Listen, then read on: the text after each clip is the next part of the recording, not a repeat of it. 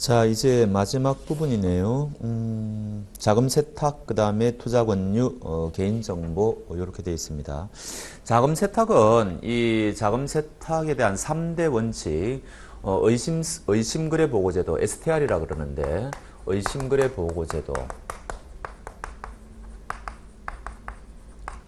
그 다음 이제 CTR이라 그러는데, 요거, 고액현금, 고액현금 거래라는 말이 있나요? 고액현금 거래 보고제도. 그 다음에 CDD 그래가지고 고객 확인. 요게 3대 원칙이에요. 고객 확인제도. 그러니까 자금 세탁은 이 세 개 중에서 이제 한 군데서 출제가 된다. 이렇게 하시면 됩니다. 요 의심거래 보고제도는 그야말로 이 보니까 창구에 누가 왔는데 굉장히 이 사람이 수상하다. 자금 세탁과 관련이 있는 것처럼 보인다. 이럴 경우에 그거를 보고하는 데죠. 금융정보 분석원에 이제 보고하는 거죠. 그럼 이제 이 금융정보 분석원은 이 정보를 취합해가지고 이게 분석해서 좀 수상하다 그러면 국세청이나 검찰이나 이런 곳에 이제 관련 기관에 통지하는 거겠죠. 이런 거를 의심거래. 요거는 이제 고액 현금입니다. 한 번 거래할 때 요거는 옛날에는 이게 2천만 원이었는데 지금은 1,000만 원이에요. 요거 숫자 무조건 외우셔야 되고. 요거는 중요한 게 금액이 제한이 없어요. 요게 옛날에는 금액 제한이 있었는데 요게 한 2013년도쯤 됐을 겁니다. 이제 금액과 관계없이 무조건 좀 수상하다 그러면은 금융정보분석원에 보고해야 된다는 거죠. 요런 게 굉장히 중요해요. 요런 게 정말. 그다음 요거는 이제 이 사람이 계좌를 개설할 때 그다음에 이 사람이 이제 한번 거래할 때 1,500만 원인데, 요런 거 거래할 때 이 사람이 어떤 사람인지 이제 확인하는 그런 제도입니다. 요거는 금융실명제하고도 겹치죠. 금융실명제도 고객을 확인해야 되지 않습니까? 근데 요 고객 확인 제도는 그 금융실명제보다 더 범위가 좀 넓어요. 그런 거고요. 그 다음에 강화된 고객 확인이라 그래가지고 이제 EDD라는 제도가 있는데, 요거는 예를 들어 가지고 대부업자라든지 환전업을 한다든지 등등 뭐 이런 사람들은 더더구나 위험도가 높지 않습니까? 그래서 이런 사람들은 우리가 강화된 고객 확인 제도다 그래 가지고 이 사람의 뭐 자금의 원천이라든지 그런 것까지도 다 확인해야 되는 겁니다. 이제 이런 거를 강화된 고객 확인 제도 이렇게 우리가 이야기를 하는 거죠. 자, 가보겠습니다. 303페이지 자금 세탁 방지 제도에 대한 기본 이해. 1번 자금 세탁이 뭐냐? 범죄 행위로부터 얻은 불법 재산을 합법 재산으로 위장 변환하는 과정. 왜 세탁이라 그럴까요? 여러분들 그 대부 영화 보셨습니까? 옛날에 그 사람들이 그 세탁소에서 이거를 자금을 많이 뭡니까 세탁을 그야말로 세탁했다는 거죠. 불법 재산을 바꿔치기 했다는 거 아닙니까? 그래서 이게 세탁이라는 말이 거기에서 유래되었다고 그럽니다. 그래서 우리가 자금 세탁 그러죠.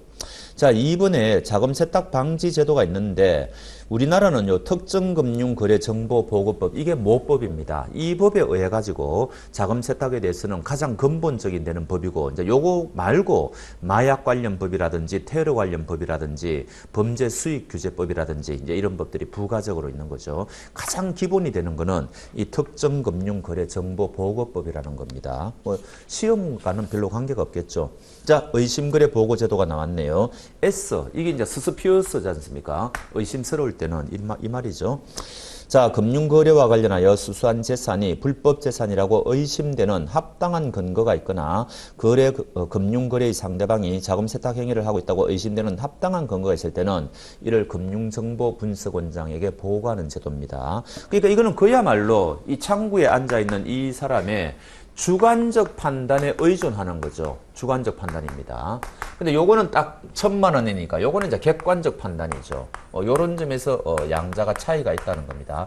근데 요 자금 세탁은 요 세 가지 요 제도 중에서 요 STR이 요게 가장 핵심 제도예요. 우리 책에는 아마 그런 말은 없는 것 같은데 요 두 가지는 요 STR을 요거를 보완하기 위해서 하는 겁니다. 요게 이제 자금 세탁 요 세 개 중에서는 STR이 가장 핵심 제도다. 이렇게 못을 박으시면 돼요.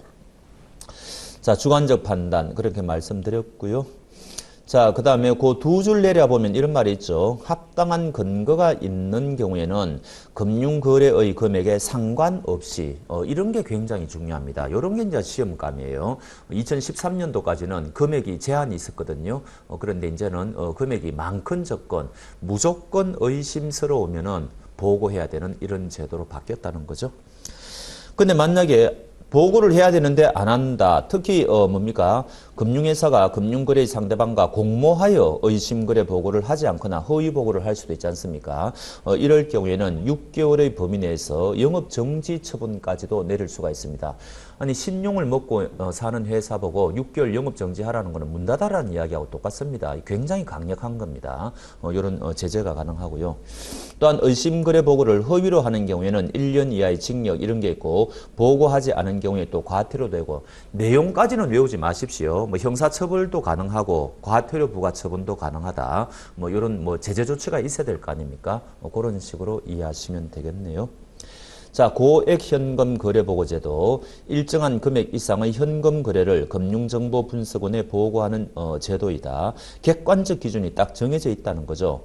1일 거래일 동안 1,000만 원 이상의 현금을 입금하거나 출금했을 때 거래자의 신원, 날짜, 금액 이런 객관적 사실을 전산으로 자동 보고하도록 되어 있어요. 이게 재작년까지는 2019년도인가까지는 이게 2천만 원이었거든요. 근데 이게 1,000만 원으로 바뀌었습니다. 그래서 금액은 중요하니까 꼭 외우셔야 돼요. 자, 그 밑에 이런 말이 나오죠. 따라서 금융회사가 자금 세탁이 의심이 있다고 주관적으로 판단하여 의심되는 합당한 사유를 적어 보고하는 의심거래 보고 제도와는 구별된다. 요거는 주관적 판단, 요거는 객관적 기준 이렇게 딱 정해져 있다는 이야기죠. 자, 오른쪽에 이제 그 금액의 변천사를 이야기하고 있는데 시험하고는 관계없고 1,000만 원 무조건 외우셔야 되죠. 자, 근데 이 고객 확인 제도가 이게 너무 우리 책에 좀 자세하게 되어 있는 편입니다. 금융회사가 고객과 거래할 때 고객의 실지 명의 이외에 주소, 연락처 등을 추가로 확인하고 그 다음에 실소유자, 금융거래 목적, 자금의 원천까지는 요 EDD 강화된 고객 확인 제도 굉장히 의심도가 높은 사람들이 있죠. 요런 사람을 고위험군이라고 그러는데 고위험군에 대해서는 강화된 고객 확인 제도 그런 이야기를 지금 하고 있는 거죠. 자, 적용 대상, 요거는 뭐라 그랬습니까? 계좌 개설할 때 이야기한다 그랬죠. 계좌 개설할 때 처음으로 신규 계좌 개설할 때, 이 사람이 어떤 사람인지 이제 제대로 파악해야 된다는 이야기입니다. 그 다음 일회성 거래 해가지고 넘겨보시면은, 그 세 가지가 있죠. 전신송금 100만 원, 그 다음에 외국 동화 $10,000, 그 다음에 3번은 일가 이외의 금융거래는 1,500만 원이죠. 그래서 요거 외우셔야 돼요. 1,500만 원, 여기 1,500만 원이 원칙이고 전신송금의 경우에는 100만 원. 그 다음에 요거는 CTR 있죠. 고액 현금거래 보고제도는 요거는 미화가 포함이 안 돼요. 왜냐하면은 여기 현금이라고 돼 있잖아요, 현금. 그래서 요거는 이제 그 달러 같은 게 포함이 안 되는데 요거는 달러가 포함이 돼요. 1만 달러입니다. 1만 달러. 그래서 우리나라 1,500만 원 혹은 1만 달러 이상 거래할 때는 이 사람이 어떤 사람인지 확인해야 된다는 거죠. 요런 제도입니다. 3번은 뭐 넘어가셔도 되고요. 4번에 실제 소유자 확인, 고객 확인을 필요로 하는 모든 금융거래할 때 실제 소유자를 필수적으로 확인해야 된다. 그 확인하는 방법이 또 그 밑에 나오는데 논점이 아니에요. 그냥 읽어보실 분들만 읽어보시고요. 이행식이 금융거래가 완료되기 전까지 해야 되는 게 원칙인데 예외가 두 가지가 있기는 있는데 우리 책에는 소개가 안 돼 있으니까 그냥 넘어가도록 하겠습니다.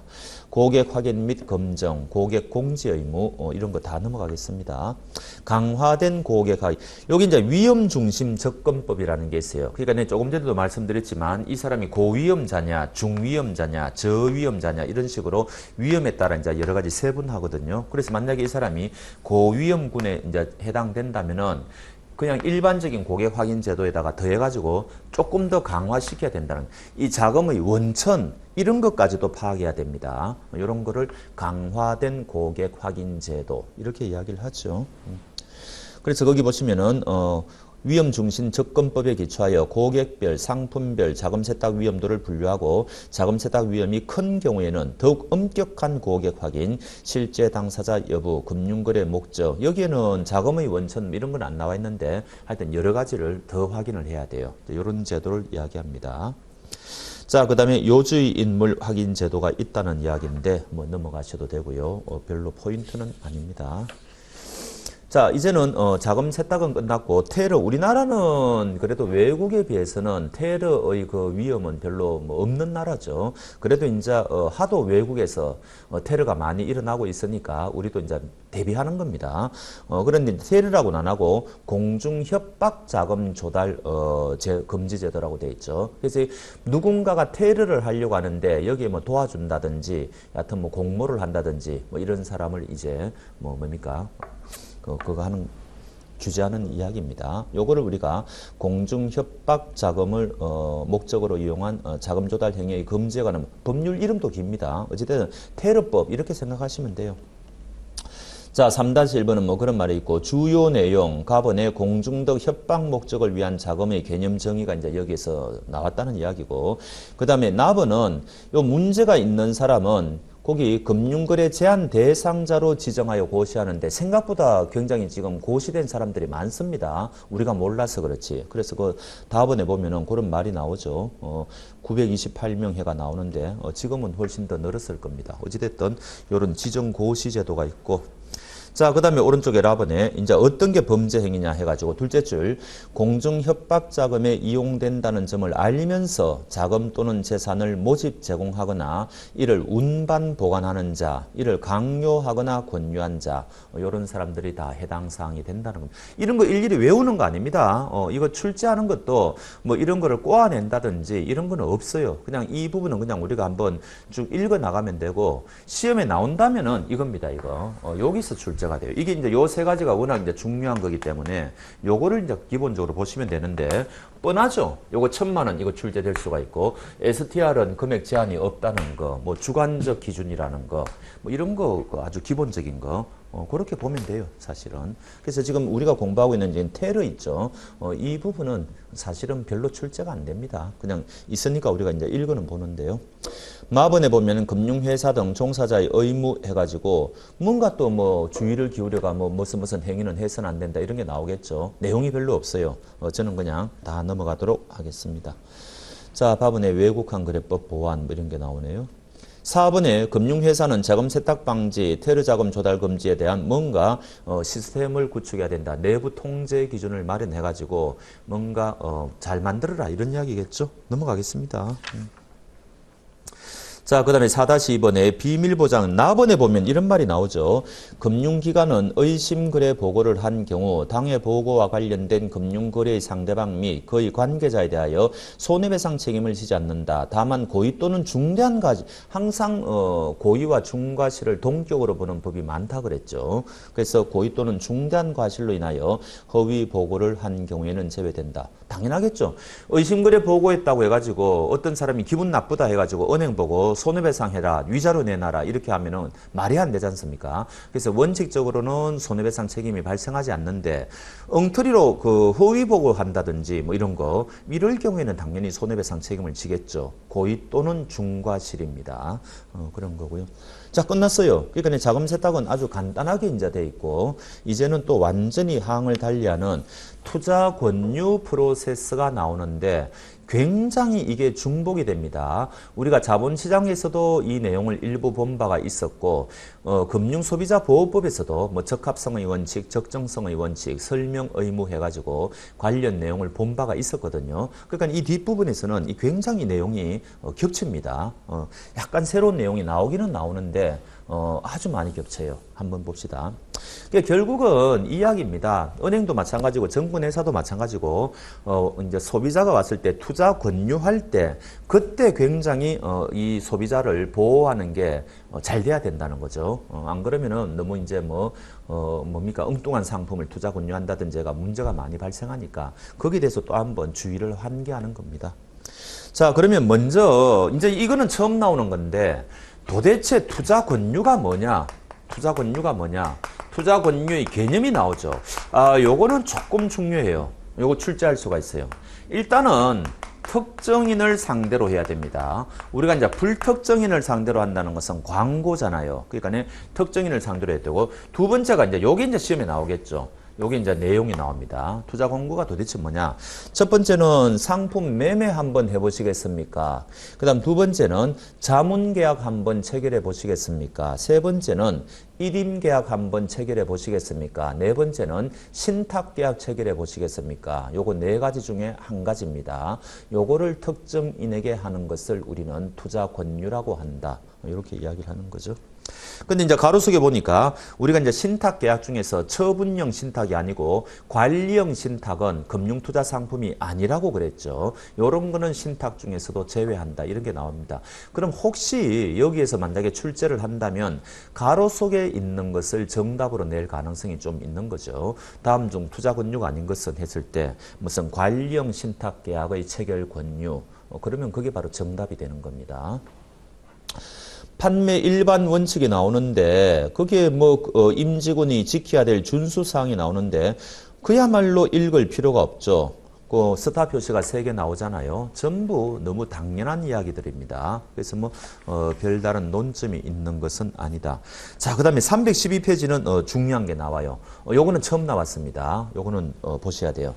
자, 제일 먼저 투자 권유를 하기 전에 우리가 노 유어 카스트, 여기 이제 KYC라는 건데 당신의 고객의 정보를 파악해야 된다. 이런 거거든요. 요게 이제 KYC예요. 그래서 1번에 고객 정보, 요거 흐름을 아셔야 됩니다. 고객 정보를 파악해야 된다. 고객 정보. 고객 정보 파악은 우리가 적합성의 원칙 할 때 했죠. 여하튼 요거를 KYC라고 그럽니다. 거기 이제 1번에 있고, 그 다음 두 번째는 이 고객이 어떤 성향이냐. 거기 보면은 오른쪽에 여기 이제 점수화 방식이 나오는데 이게 점수화 방식 말고도 여러 가지 방식이 있어요. 혼합 방식도 있고 추출 방식도 해가지고 이 고객이 공격형이냐 아니면 안전형이냐. 굉장히 이 사람이 안전형일 때는 가장 안전한 상품만 투자 권유해야 될 거 아닙니까? 거기에 2번에 고객의 투자 성향 파악이에요. 그래서 이 고객의 투자 성향이 어떤 사람인지 파악을 해야 되는데 요게 몇 단계입니까? 거기 보면은 5등급이라고 돼 있죠. 거기 보면 5단계. 그 다음에 세 번째는 이 상품 자체의 투자 위험도를 또 분류해야 됩니다. 이 금융투자 상품 자체가 우리가 이제 파생 상품은 위험도가 높고 뭐 이런 거 있잖아요. 그래서 금융투자 상품에 대한 또 위험도를 또 분류를 해야 됩니다. 위험도 분류. 요것도 5단계예요. 요것도 5단계입니다. 5단계로 분류해야 됩니다. 그래서 거기 보면은 초저위험, 저위험, 중위험, 고위험, 초고위험 이런 식으로 분류를 하고 그 다음에 이제 이런 것들이 다 파악이 됐다면 비로소 이 사람한테 이제 투자 권유할 때 적합성의 원칙을 지켜야 된다. 이런 게 나오고요. 그 다음에 적정성의 원칙은 뭐라 그랬습니까? 여기 이제 금소법에서는 이게 조금 범위가 좀 넓어졌는데 우리는 이제 자본시장법 이야기할 때는 주로 요거는 파생상품 등에 대해서 이제 요게 된다 그랬죠. 위험한 상품에 대해서는 한 번 더 걸러야 됩니다. 요거를 우리가 적정성의 원칙. 그래서 적합성의 원칙은 요거는 투자 권유할 때 우리가 지켜야 되는 원칙이고 적정성의 원칙은 요거 상품 판매할 때 지켜야 되는 원칙이라고 우리가 내내 강조드렸죠. 요거 비교하는 거 우리가 다 한 것들입니다. 자, 그 다음에 투자자 구분이 나오고 2-2번에 보면은 일반 전문 투자자의 구분이 나오는데 둘째 줄에 묘한 게 나오죠. 요거는 이런 거예요. 우리가 이 전문 투자자를 구분할 때 아니면 전문 금융 소비자라고 해도 관계없습니다. 전문 투자자이건 전문 금융 소비자이건 관계가 없는데 요 전문 투자자 중에서도 여러 가지 등급이 있을 거 아닙니까? 위험에 대한 감수 능력이요. 그래서 요거를 그 감수 능력에 따라서 절대적 전문 투자자, 그 다음에 좀 감수 능력이 낮은 투자자는 상대적 전문 투자자라고 그래요. 그래서 이 절대적 전문 투자자는 본인들이 원하더라도 일반 투자자가 될 수가 없습니다. 일반 투자자가 되면 어떤 점이 좋습니까? 세 가지죠. 적합성의 원칙, 적정성의 원칙, 설명 의무, 요거 세 가지의 대상이 되거든요. 근데 요 절대적 전문 투자자는 이미 위험에 대한 감수 능력, 정보 능력 이런 것들이 굉장히 뛰어나기 때문에 아무리 본인들이 원하더라도 될 수가 없다는 거죠. 근데 상대적 전문 투자자는 요 절대적 전문 투자자보다는 조금 위험 감수 능력이 적기 때문에 또 정보 능력도 좀 적기 때문에 본인들이 원한다면은 일반 투자자로 될 수가 있다는 겁니다. 근데 무조건 되는 건 아니고 이 증권회사 같은 곳에 그러니까 이제 금융투자업자에게 서면으로 신청을 해야 돼요. 내 일반 투자자로 해달라고. 이럴 경우에 그 금융투자회사는 정당한 사유가 있다면 거절할 수가 있는데 대개는 이제 거절 안 하겠죠. 정당한 사유가 없다면 거절을 안 하고 오케이 그렇게 이제 해준다는 거죠. 그렇게 되면 이제는 이 전문 투자자는 일반 투자자 취급을 받을 수가 있다는 이야기입니다. 그 이야기예요. 그래서 둘째 줄에 일반 투자자로 전환할 수 있는 전문 투자자가, 이 말은 상대적 전문 투자자라는 이야기예요. 이 투자자가 일반 투자자와 같은 대우를 받겠다는 의사를 금융기관에 서면으로 통지한 경우 정당한 사유가 있는 경우를 제외하고는 회사는 동의할 의무가 있다는 거죠. 동의 안 하면은 이게 불건전 영업행위가 되어가지고 과태료 부과 대상이 되고 그렇습니다. 여러분, 이런 시스템이 있다고 그냥 아십시오. 자, 그 다음에 이제 투자 권유를 희망하지 않는 투자자에 대한 판매. 나한테 내가 알아서 투자할 테니까 내한테 투자 권유할 필요 없다. 이런 투자자도 많을 거 아닙니까?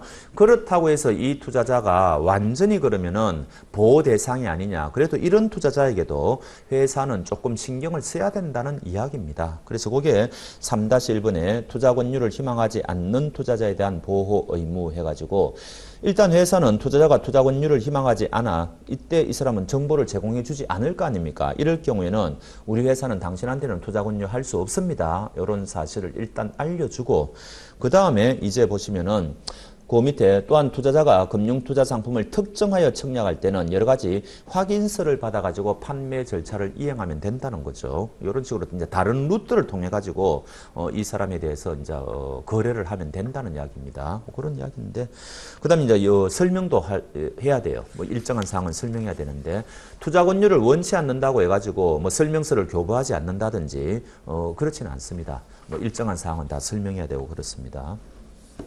그 다음에 넘겨보시면 이 적정성 원칙은 뭐라 그랬습니까? 싫더라도 이 사람은 반드시 자기 정보를 제공해야 된다 그랬죠. 위험한 상품이기 때문에. 그래서 여기서는 우리가 예전에 했던 적정성의 원칙하고 내용이 똑같기 때문에 여기서는 다시 보지 않겠습니다.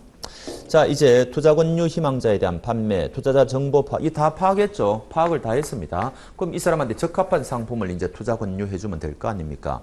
그리고 그 두 번째 패러그랩은 투자자 정보는 원칙적으로 투자자 본인으로부터 파악해야 되는데 대리인에 의해서 파악을 해도 됩니다. 혹시 시험에 투자자의 대리인으로부터는 본인 정보를 파악할 수 없다 그러면 틀립니다. 대리인에 의한 정보 파악이 가능하다. 자, 이제 투자 권유 절차가 쭉 나오는데 이게 별 내용을 읽어보면은 출제할 만한 내용이 거의 없어요. 그래서 여러분들이 그냥 개인적으로 읽어보시는 거는 관계없는데 저는 그냥 넘어가겠습니다. 근데 마지막에 보면은 요거는 한번 체크해 보시죠. 315페이지 세 번째 패러그랩입니까? 자, 읽어보겠습니다. 자, 금융회사는 해가지고 세 줄 내라 보면은 판매 과정을 녹취하고 투자자가 요청하는 경우에는 녹취한 파일 제공해야 되는데 판매 과정에서 2영업일 이상의 숙려 기간을 부여해야 됩니다. 요게 그 새로 들어온 거예요. 숙려 기간, 특히 고난도 상품 같은 경우에는 이게 이제 법정돼 있지 않습니까? 그래서 요거 하나 정도만 좀 알아 놓으십시오. 그래서 이 사람 정보를 파악해 보니까 뭔가 이 사람이 거래하고자 하는 상품이 좀 적합하지 않다. 이럴 경우에는 뭐라고요? 반드시 판매 과정을 녹취해야 되고 그 다음에 2영업일 이상 숙려기간 부여해야 된다는 거죠. 요거는 출제 가능성이 조금 있습니다. 그래서 말씀드리는 건데, 근데 제가 단언컨대 지금 우리가 지금 공부하고 있는 이 투자 권유 프로세스 있지 않습니까? 여기서 출제가 된다면 그 밑에 4-3입니다. 금지 사항이 제일 중요해요. 이게 뭐 거의 이 파트에서는 핵심이라고 할 수가 있죠. 근데 거기 보면은 첫 번째, 두 번째 있죠. 거짓의 내용을 알린다. 당연히 말이 안 되잖아요. 뭐 이런 건 우리가 읽을 필요가 없는데 그럼 어디에서 출제가 되느냐? 세 번째예요. 그래서 세 번째, 네 번째는 거의 뭐 출제가 반드시 된다고 여러분들이 감을 잡으십시오. 이거는 이제 두 가지로 구성이 되어 있는데 하나는 제가 원하지도 않았는데, 그러니까 초청하지도 않았는데 저한테 와가지고 상품에 대한 투자 권유를 할 수가 있느냐 이야기죠. 그럼 이게 방법이 뭐겠어요? 어떤 방법으로? 저한테 CC로 전화를 건다든지 아니면 저 직장을 갑자기 방문한다든지 뭐 이런 식으로 이제 하겠죠. 이게 이제 문제가 뭔가 하니까 두 가지 측면이 문제가 있습니다. 하나는 제 사생활이 침해가 당하잖아요. 짜증나죠. 갑자기 전화하고 막 이러면. 또 하나는 충동 구매가 일어날 수가 있어요. 갑자기 이런 일이 발생하면은. 그래서 이거는 원칙적으로 금지를 해야 되는데, 근데 요즘 워낙 이 전화라든지 등등 해가지고 판촉 기법이 많이 발전이 돼 있지 않습니까? 그래서 절충점을 취하고 있어요. 그래서 거기 뭐라고 돼 있습니까? 투자 권유할 때 정권하고 그다음 파생상품 중에서 장내 파생상품은 지금 돼요. 이거 지금 이 자본시장 이야기하는 겁니다. 지금 투자 권유라는 거. 그래서 장내 파생상품 요거 두 가지는 가능해요. 이 말을 다르게 우리가 이야기하자면 장외 파생상품만 금지된다는 이야기예요. 그러니까 이거 무조건 외우셔야 되죠. 요거하고 요거는 뭡니까? 전화를 건다든지 직장을 갑자기 방문해가지고 투자 권유할 수 있다는 이야기입니다. 요게 안 된다는 이야기예요. 그러니까 요거는 그냥 출제가 반드시 된다 이렇게 딱 감을 잡으십시오. 두 번째는 재권유입니다.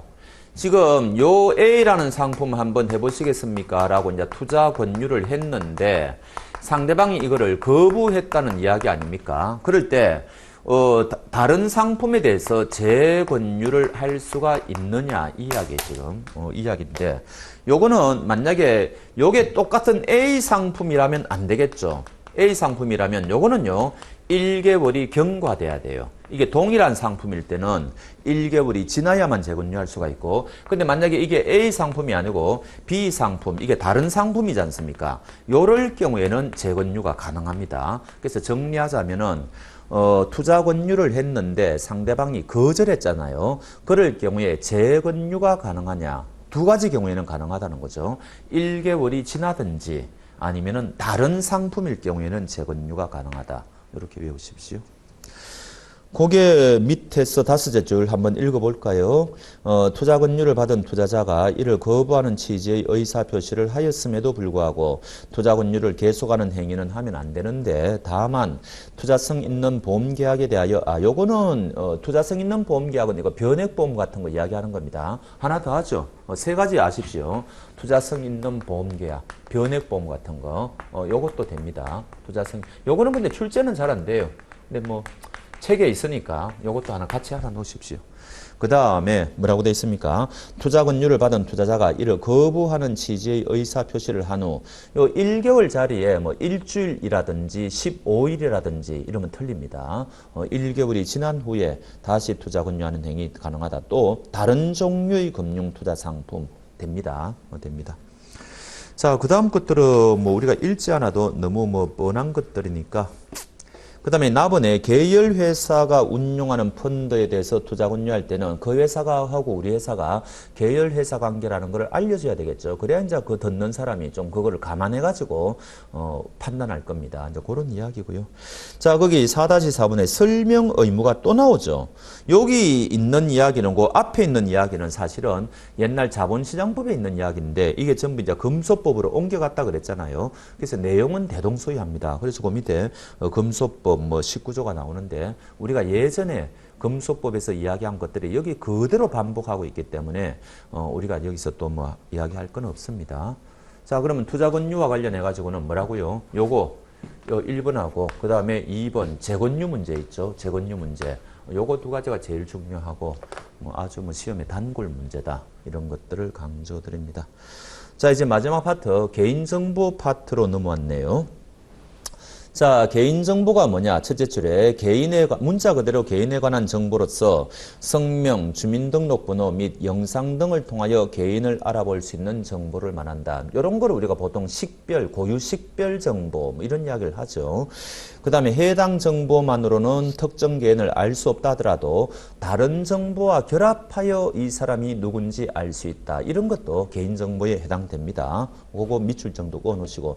신용정보는 뭐냐? 우리 우리가 이제 상거래를 할 때 거래 상대방의 신용을 판단할 때 정보인데 그러면 요 개인정보하고 신용정보를 합쳐가지고 개인 신용정보는 뭐냐? 신용도하고 신용거래 능력 등을 판단할 때 필요한 정보다. 자, 그 밑에 개인 신용정보의 종류가 나오죠. 요거 출제 가능성이 있어요. 일단 보시면은 자, 첫 번째는 식별정보죠. 이게 바로 뭐예요? 주민등록번호, 여권번호, 뭐 자동차 운전면허, 뭐 이런 거 번호, 뭐 이런 거겠죠.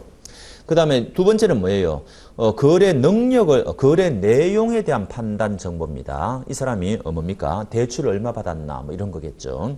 그 다음에 세 번째는 이 사람의 신용도, 여러분들이 다 잘 아시는 거겠죠.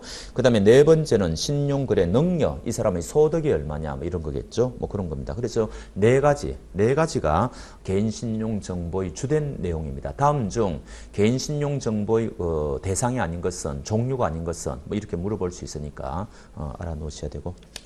그 다음에 이제 보면은 이제 관련 법령이 여러 가지가 나오는데, 셋째 줄에 보면 지금 개인정보보호법이 시행되고 있죠. 요게 이제 개인정보에 대해서는 일반법이에요. 이 개인정보에 대해서는 다른 특별법이 한 3개 정도 있거든요. 근데 우리는 이제 이 개인정보에 대해서는 이 개인정보보호법 일반법을 주로, 중요시합니다. 그 이야기가 지금 나오고 있고. 자, 그 다음에 1-3번에는 개인정보보호 일반 원칙이 나오죠. 요거는 이제 이런 거죠.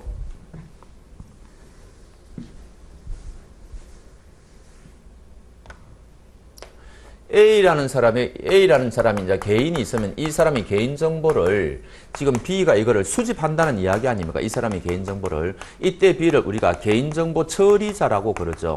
그럼 이 사람이 이 개인정보를 수집할 때 준수해야 되는 여러 가지 이제 원칙이 있다는 이야기죠. 그게 지금 표로 되어 있습니다. 제일 핵심은 최소한의 정보를 수집해야 돼요. 꼭 필요한 것만 수집해야 되는 거죠.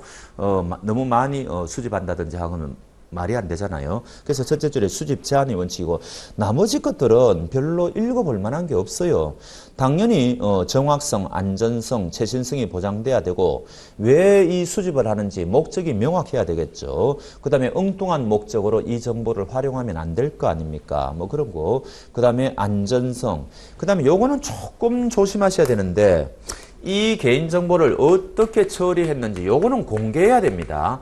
우리가 이제 개인정보를 너무 비공개 해가지고 비공개에 익숙해져 있는데 개인정보를 어떤 식으로 처리했는지는 이거 공개해야 돼요. 요거 출제하면 약간 헷갈릴 수가 있으니까 말씀드리는 겁니다. 그러니까 뭐 거기 출제한다고 하더라도 특별하게 우리가 틀릴 만한 부분은 별로 없습니다. 자, 그 다음에 오른쪽에 이제 개인정보를 이제 우리가 수집하죠. 개인정보 중에서 정보 주치와의 계약 체결 및 이행에 불가피한 정보, 거래 상대방의 신용도, 신용거래 능력을 판단할 때 필요한 정보, 요거 조심하십시오. 이런 것은 정보 주체의 동의를 받지 않아도 수집할 수 있죠. 요거는 출제 가능성이 좀 있습니다. 그래서 요런 정보는 정보 주체의 동의를 받지 않아도 수집이 가능하다. 요게 키포인트입니다.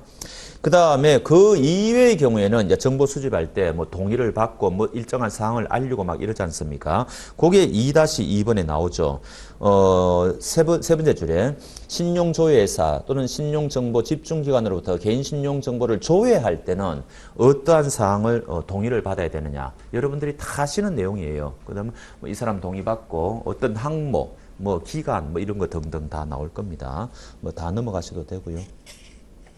그 다음에 320페이지는 이제 이거는 B가 이제 C에게 이제 A의 정보를 제공한다는 이야기죠. 이때 역시 A의 동의를 받아야 될 거 아닙니까? 그리고 이제 B가 일정한 사항을 또 알려줘야 되겠죠. 요 C가 어떤 곳인지, 왜 당신의 정보를 지금 취합하려는지, 기간은 얼마 정도인지 뭐 이런 것들을 알려줘야 되잖아요. 그런 것들이 2-3번에 나오고 있습니다만 시험 관련성은 별로 없습니다. 여러분들이 상식선에서 다 파악할 수 있는 거예요. 자, 그 다음에 2-4 고유 식별정보 및 민감정보의 처리. 이제 이 개인정보 중에서도 우리가 특히 이 식별정보하고 그 다음에 민감정보는 굉장히 이거는 고객의 동의가 있든지 아니면 법령의 규정이 있어야 이럴 경우에만 처리가 가능하죠. 이제 그런 이야기를 하고 있습니다. 근데 사실은 이제 식별 정보 중에서도 주민등록번호 같은 거는 지금 완전히 암호화되어 있죠. 그래서 주민등록번호는 식별 정보 중에서도 또 따로 떼어내 가지고 별도로 취급하고 있는데 우리 책에는 그 주민등록번호가 특별하게 별도로 지금 서술이 안 돼 있기 때문에 그냥 우리는 이런 식으로 이야기를 하겠습니다. 그래서 거기 보면 고유 식별 정보가 뭐냐? 주민등록번호, 외국인 등록번호, 여권번호, 운전면허번호, 뭐 여러분들이 싹 다 상식적으로 아시는 거죠. 뭐 그렇습니다. 자, 제일 밑에 고유 식별 정보가 포함된 개인 신용 정보를 이용 제공할 때는 원칙적으로 해당 개인의 동의를 받아야 된다. 그 밑에 또 보니까 고유 식별 정보를 당초 수집 목적과 다른 용도로 이용할 때는 뭐 상품 홍보한다든지 법에서 구체적으로 허용하거나 정보 주체의 별도 동의를 받은 경우에만 처리 가능하다. 그래서 제가 동의, 법령 이런 경우에만 있을 때만 가능하다. 그 다음에 이제 이게 민감 정보는 어떤 게 도대체 민감 정보냐 이거를 출제하기도 합니다. 근데 이거 너무 쉬운 이야기죠. 그래서 거기 보시면 사상, 신념, 노동조합, 정당의 가입, 탈퇴, 정치적 견해, 건강, 성생활 등에 관한 정보, 유전 정보, 범죄 경력 자료 뭐 이런 것들이죠. 이 사람이 이때까지 어떤 병을 앓았느냐, 그다음 지금은 건강 상태가 어떠냐 등등 모든 것을 다 포함하는 거죠. 이런 거를 우리가 그냥 민감 정보라고 한다. 뭐 그렇게 이야기를 하고 있습니다. 이것도 마찬가지죠. 법령에서 또는 그 사람이 동의를 얻어야만 처리가 가능하죠. 그렇습니다. 자, 그 다음에는 개인정보의 파기. 이제 이 부분부터 다음 페이지 보면은 숫자가 나오는데 이게 굉장히 어지러워요. 참 이게. 자, 이제 개인정보 파기는 보면은 전부 지체 없이 파기입니다. 그래서 갑은 개인정보의 보존기한 및 파기 시점이 있다. 이제 뭔가 목적을 다 달성했다. 더 이상 이 개인정보가 필요 없단 말이죠. 그럼 당연히 개인정보를 파기해야 될 거 아닙니까? 상식적인 이야기죠. 지체 없이입니다. 나번은 법에서 보존기한이 명시됐다. 그러면 법에서 정한 기한이 지났다면 당연히 지체 없이 파기해야 되겠죠. 뭐 그런 이야기들이 나오네요. 뭐 답은도 마찬가지고요.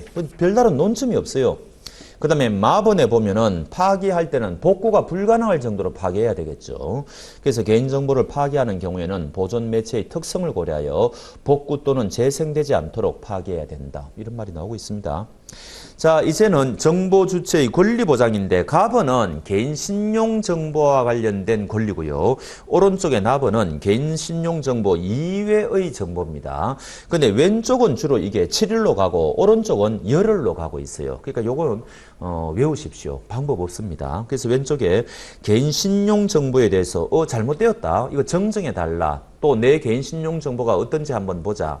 열람한다든지 정정해 달라고 하는 권리는 그 처리 결과를 7일 이내에 통보해야 되죠. 요거는 7일로 갑니다. 그 다음 오른쪽에 그 밖의 개인정보에 대해서는 열람한다든지 정정, 삭제한다든지 등등은 열흘이죠. 그래서 두 가지로 구분해가지고 개인 신용 정보는 일주일, 7일, 그 다음에 그 기타 그 이외의 정보는 10일 이내에 결과를 알려주어야 된다. 조치해야 된다. 뭐 이런 겁니다. 그 다음에 제일 끝에는 이제 이 개인정보가 부당하게 유출되었을 때 이야기입니다. 이거는 또 5일이에요. 그러니까 막 어지럽습니다. 7일이 나오고 10일이 나오고 5일이 나오고 굉장히 어지러워요. 그런데 우리는 방법이 없죠. 출제자가 어디에서 출제할지 알 수가 없으니까 그냥 감을 좀 잡으셔야 돼요. 이런 부분이 이제 우리가 법규 공부할 때 제일 어려운 부분이죠. 그래서 제일 밑에 개인 신용 정보가 유출된 경우에는 정당한 사유가 없는 한 5일 이내에 등등 통지해 줘야 된다는 겁니다. 뭐 그렇습니다. 자, 이렇게 해가지고 우리가 은행FP 법규 파트와 관련된 내용이 전부 끝났습니다. 그래서 참 이게 이 책을 쓰신 분이 옛날에 한 4, 5년 전에는 간단하게 은행의 수신 업무, 여신 업무, 보험 파트, 자본시장 굉장히 내용이 명료했는데 지금은 민법에 대해서 조금, 그 다음에 민법도 가족법에 대해서 조금, 그 다음에 상법에 대해서 또 조금 하고 또 합병에 대해서 조금 하고 은행법 조금 소개하고 있고 신용정보법 조금 소개하고 있고 모든 관련되는 법을 일부씩 굉장히 단편적으로 소개하고 있습니다. 그러니까 이게 참 공부하기에도 굉장히 어렵고요. 참 이게 어려운 과목이 되었어요. 옛날에는 은행FP 법률 과목이 그렇게 어려운 과목이 아니었는데 지금은 여러분들이 너무 분산적으로 종합 세트식으로 조금씩 정보가 지금 주어지고 있기 때문에 여러분 여러분들이 공부하기에 굉장히 어려운 파트가 되었습니다. 그래도 아주 핵심적인 것은 제가 다 설명을 드렸으니까 그런 것들을 위주로 반복적으로 보시고 다음에 객관식 문제를 풀어보면은 조금 더 감이 잡힐 겁니다. 그래서 그때 객관식 강의할 때 뵙도록 하겠습니다. 자, 그동안 정말 수고하셨습니다. 감사합니다.